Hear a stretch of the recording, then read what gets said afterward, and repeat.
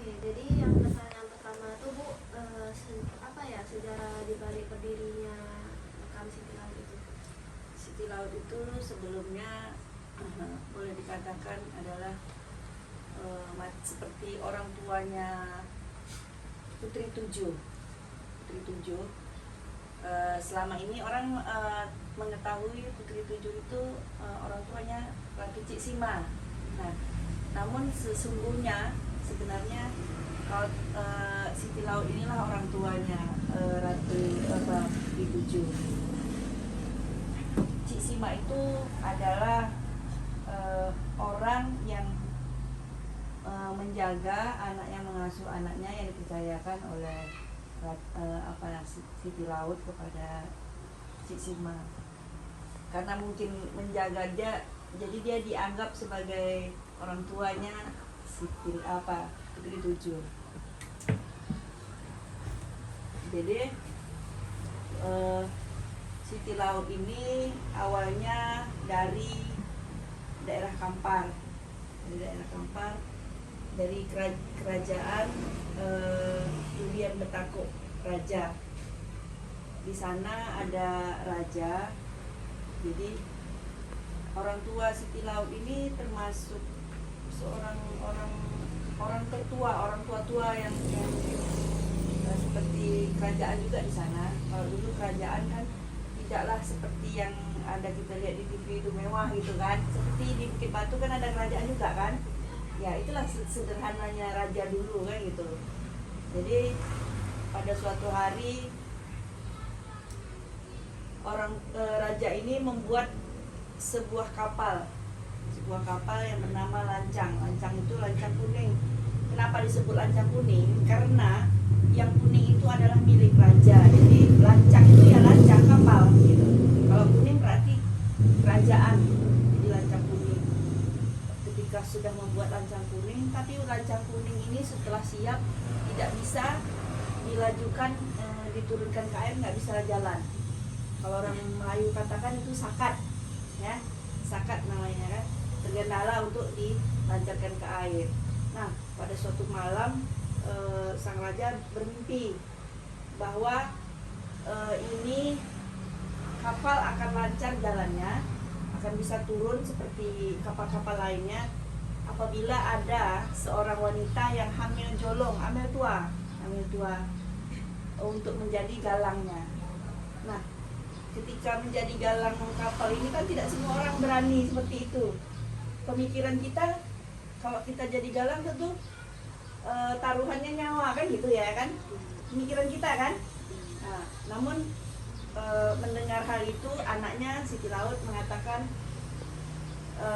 biarlah kami menjadi, karena dia dapat mimpi pada 3 malam berturut-turut bahwa ia didatangi oleh orang tua untuk mengatakan bahwa Siti Laut lah yang bisa untuk menjadi galang. Nah, Siti Laut setelah mendapat mimpi langsung mengajukan hal itu kepada bapaknya.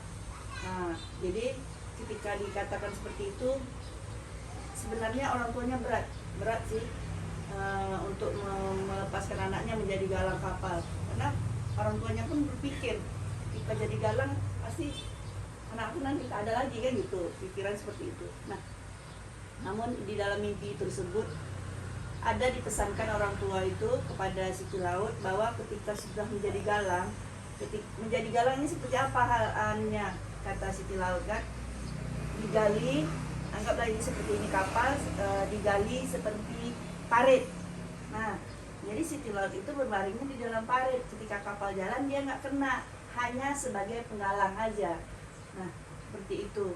Nah, ketika nanti kapalnya sudah jalan, Siti Laut tidak boleh kembali pulang ke rumah. Nah, Siti Laut ini harus mengikuti kemana arah kapal ini. Ikut. Nah, ketika hal seperti itu diceritakan Siti Laut kepada orang tuanya, orang tuanya mengatakan untuk ada beberapa orang untuk mendampingi Siti Laut. Tak mungkin dia sendiri kan, suaminya, kemudian ada beberapa temannya dan beberapa orang adik-adiknya yang mengikuti saat itu. Nah, sehingga pada hari itu jadilah dia menjadi galang. Jadi galang disaksikan oleh masyarakat rakyat Kampar. Dan setelah menjadi galang, beliau naik ke kapal tersebut dan kapal itu belayarnya singgah di Teluk Binjai. Dulu anak-anak semua tahu di Sungai Dumai, Bukit Datuk tahu? Bukit Datuk itu kan Sungai Dumai. Sungai Dumai ini alurnya dari Bukit Cin, Bukit Datuk, kemudian sampai sini juga alur Sungai Dumai. Nah, mereka itu dulu sampainya di Teluk Binjai. Binjai seperti Bukit Datuk lama itu, ya, sampainya di situ. Nah, ketika itu mereka pun memupuk kehidupan di situ. Ada yang berpencar, ada yang ke Pulau Rupat, kemudian adik-beradiknya tadi, teman-temannya ada yang ke Pulau Payung, ya kan. Nah, sepi laut lah di sini. Nah, beberapa tahun, entah 3 tahun, antara 3 tahun 4 tahun berada di situ, mereka tidak ada kerjaan lain, hanya beladang untuk menghidupi kehidupan mereka. Dan kemudian mereka pindah di ulu Sungai Dumai ini, di namanya yang di tempat kuburan tadi itu, di situ tuh Teluk Kuali namanya. Kenapa dikatakan Kuali? Karena di situ dulu ada air yang berpusar seperti kuali. Tahu kuali kan? Tahu kuali kan? Nah, seperti pusaran air di situ, maka disebut itu Teluk Kuali. Nah, di situ dia bermukim sampai dia akhirnya meninggal. Dia berpesan kepada suaminya, jika aku mati, katanya kan, nah, tanamkan aku di sini. Nah, dan suaminya itu sebelum pergi dari daerah sini membuat, ini kan kuburan nih, dia petik itu satu ranting, tapi rantingnya hidup, ranting pohon cengal. Jadi dia tuh bikin itu namanya tanda lah di kuburan kan. Kalau kita kan nisan, jadi dia tanda itu supaya nanti saat kalau dia datang mungkin dia tahu itu kuburannya. Nah, sampai akhirnya itu pohon besar, itulah namanya pohon cengal. Makanya gang itu tadi namanya pohon cengal. Nggak bisa dipeluk gini sampai besarnya. Mungkin kalau kita katakan buah beringin yang besar lah kan gitu. Nah, namanya cengal. Itu makanya dinamakan apa? Tapi oleh suku Chinese, kan dibangun oleh suku Chinese tuh. Suku Chinese dia bangun itu, dia bikin putri cengal. Karena orang Chinese ini biasanya dia suka tahu di mana tempat keramat, ya kan? Nah, kami dulu di sini kan banyak orang Chinese nih, kawan-kawan atau bapak kami lah kan. Ada yang Papua Maju, si Aceh, segala macamnya tuh kan. Mereka itu sembayangnya ke sini. Sembayang. Dulu ada dia bikin kayak gini, apa namanya? Tempat sembayang itu kayak atap aja gitu. Ada rumah kayak tempat makanan apa yang sesajen gitu ya. Ada seperti itu aja. Nah, makin lama mungkin karena ada kemajuan, mungkin karena dia sembayang dekat situ, dia bangun seperti itu. Itulah sebabnya makam Siti Laut itu bersamaan dengan tempat sembayangnya orang-orang Chinese. Udah menyaksikan kan tempatnya kan, tempat sembahyang Chinese kan jadinya kan. Karena kalau kita mau marah ke pemerintah, kita nggak ada hak juga ya.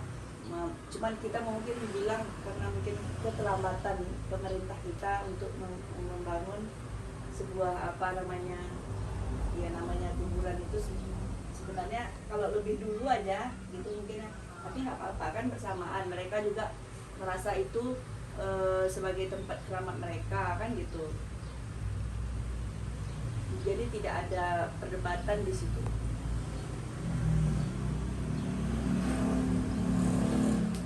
Jadi Bu, kira-kira kapan ya makam Siti Laut itu kayak mulai didirikan gitu bersama dengan tempat yang orang Chinese? Nah, itu belum sekitar 10 tahun belakangan lah, belum lama, betul, belum lama. Tapi karena daerah pantai, apa nama, pesisir sungai itu, karena tidak adanya dam, jadi terjadinya abrasi ya. Jadi ada bagian-bagian, kalian lihat ya, ada bagian-bagian batu yang terjatuh juga. Tapi awak takut kalau pemerintah tidak ikut ngedamnya itu, lama-lama mungkin bisa juga sampai ke atas ya kan. Nah, dulu ada pohon tuh, pohonnya tumbang itu, pohon cengal itu tumbangnya ke laut, ke sungai besar, sampai kapal mau lewat pun payah dulu. Pohon itu kena abrasi juga.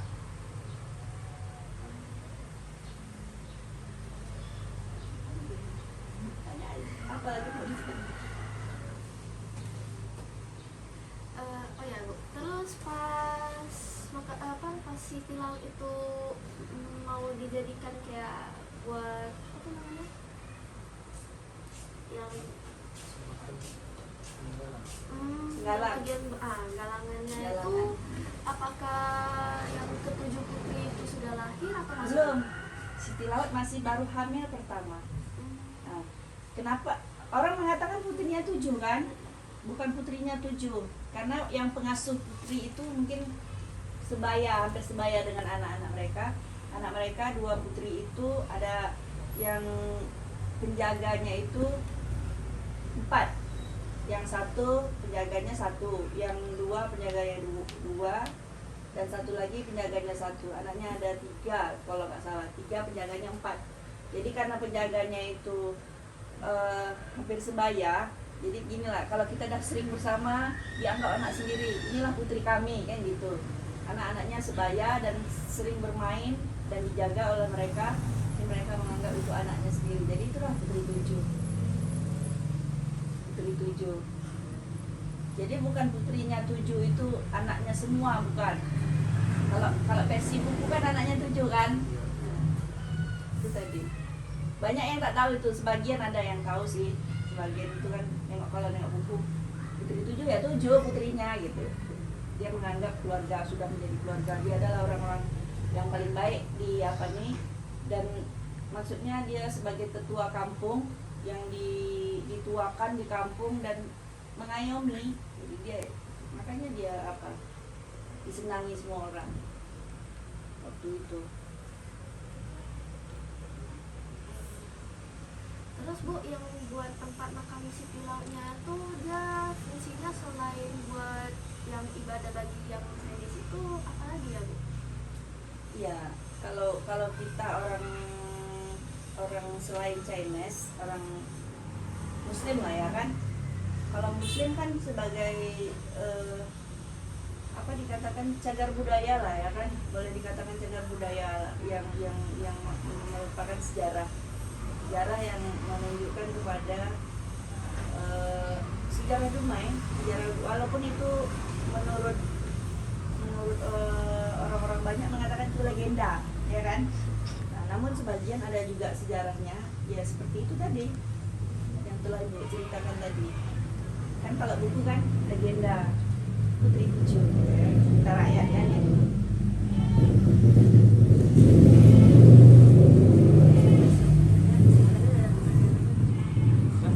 Siti Laut itu kan punya suami. Ya, Makam suaminya Siti Laut itu di mana? makamnya tidak ada di sini karena kita nggak tahu kematiannya itu sampai di mana. Waktu itu setelah dia meninggal di sini, dia pindah ke Bangsal Aceh. Bangsal Aceh itu boleh dikatakan daerah sana lah. Dia pindah dengan tidak lagi bermukim di sini setelah Siti Laut meninggal.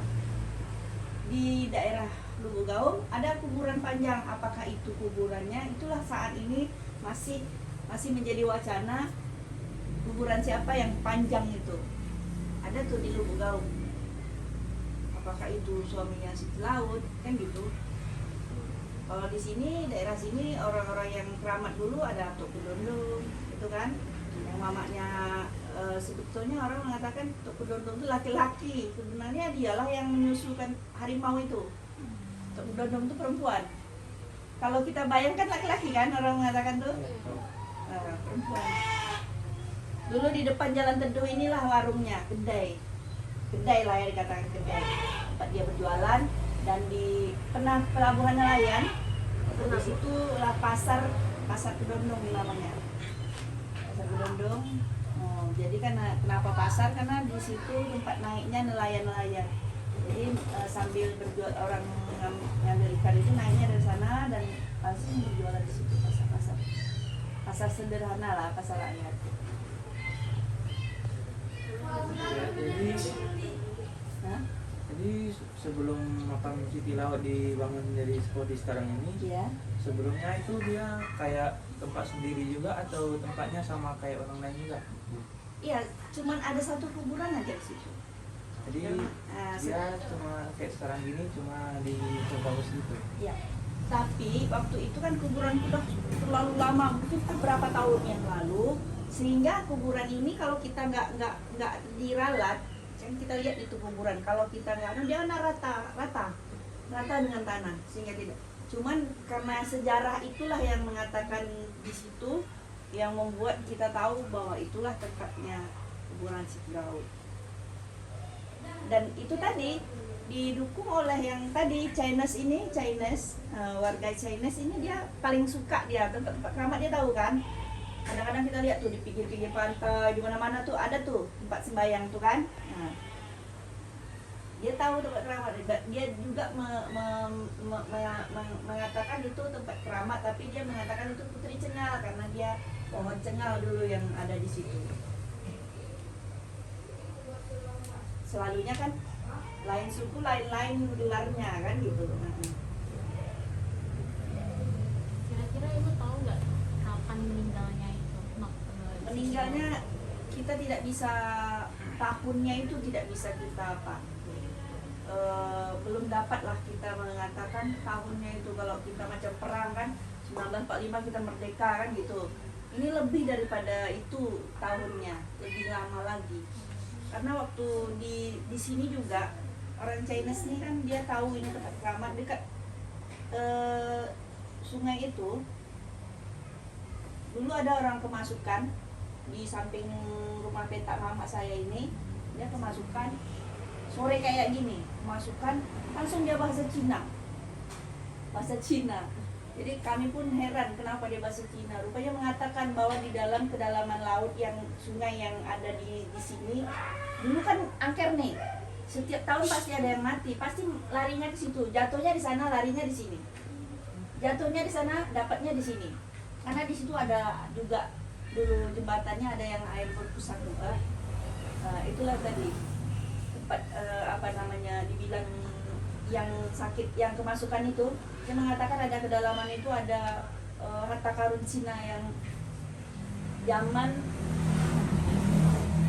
Ian lah mungkin, siapa? Dinasti Ian. Begitu. Lama kan? Udah lama kan dari sejarah kita dulu kan. Nah, jadi mungkin lebih lama lagi itu. Menurut saya kan gitu. Jadi kita nggak bisa tentukan waktunya itu kapan tahunnya itu.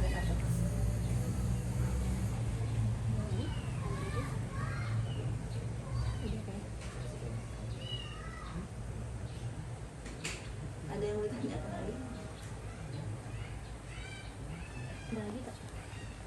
Dulu itu kan Tancang Kuning itu kan, kuning itu kerajaan kan. Nah, Kira-kira kerajaan itu berdiri kapan? kerajaan itu berdirinya pun ini yang nggak kita belum dapat kita apakan. Pokoknya kerajaan itu datangnya dari kerajaan Kampar. Kerajaan Kampar, Durian Betaku Raja. Dari kerajaan sana itu waktunya itu tidak apa namanya? Tidak dapat pastikan waktunya yang tepat gitu. Apakah peninggalannya dari kerajaan? Peninggalannya. Peninggalan dari kerajaan. Nah, kalau di rumah ibu, karena kami bukan orang kerajaan ya kan gitu. Namun dari kakek-kakek kami itu ada dulu pedang. Kemudian ada yang untuk apa tuh namanya? Yang untuk apa namanya? Sabit. Bukan, yang tegak runcing itu. Tombak. Tombak. Ada tombak. Kalau orang Melayu namanya kojo, makanya saya sulit nama tombak itu. Ada tombak gitu kan. Tombak itu terbuatnya dari nibung. Tahu nibung? Nibung yang kayak pohon pinang yang tinggi. Itu tuh pakai dari itu. Kemudian adanya pedang panjang ini. Kemudian adanya peti-peti besi. Kalau kita pikir-pikir, kalau kita orang biasa nggak mungkin ada peti besi ya. Peti besi itu sebesar gini, kita bisa duduk di dalamnya, besar. Tapi besi, ada ukiran di luarnya, ya cantik lah. mungkin itu bagian dari peninggalannya juga. Kita kan nggak anu juga kan, kita, kami layak kakek kami kan meninggal juga.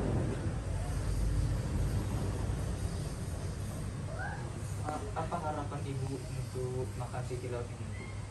Harapan tuh sebenarnya besar sih, harapan kita karena kita melihat keadaan seperti sekarang ya kan, itulah tadi karena keterlambatan ya kan. Nah, jadi kalau sudah dibangun seperti itu kita mau apa, nggak mungkin kita rebutan kan gitu, karena keterlambatan itu adanya dari ini sendiri kan gitu. Nah, jadi harapannya ya bagaimana pemerintah ini meluruskan, maksudnya meluruskan, membangkitkan cerita ini, cagar budaya itu betul-betul dijaga dan dibangun sesuai dengan tempatnya kan. Harapannya itu cagar budaya ini kan penting nih, anak-anak sekolah itu pasti mencari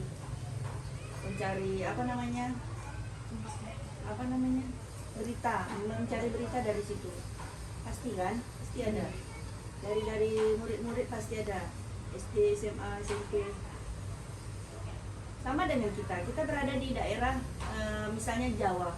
Kenapa mereka orang Jawa tuh dia apa yang ada di situ itu yang dia buat wacana, ya kan, pembelajarannya kan, macam kereta api mereka ada. Kita mau bikin kereta api nggak ada kereta api, ya kan, mau kereta kuda pun nggak ada, paling ada sekali kan. Jadi kita tak bisa membayangkan barang-barang yang ada. Kalau sana tuh memang ada barangnya. Nah, sama dengan kita misalnya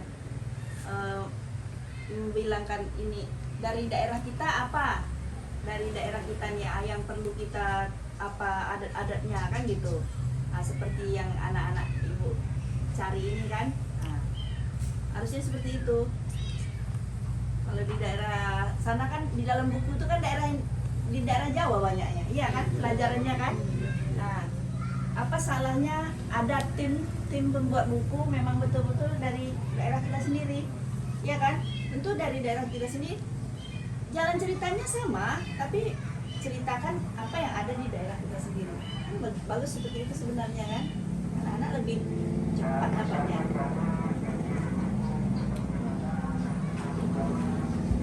Ibu, terima kasih atas waktunya, sudah menjelaskan kepada kami tentang sejarah makam City Laut. Terima kasih Iya, Bu. iya. Terima kasih banyak Bu. Ibu juga terima kasih, kalian mau cari tahu ya. Tapi Kita foto dulu sebelumnya, nggak? Bu, minta maaf boleh. nggak bawa apa-apa ya Bu. Nggak ya.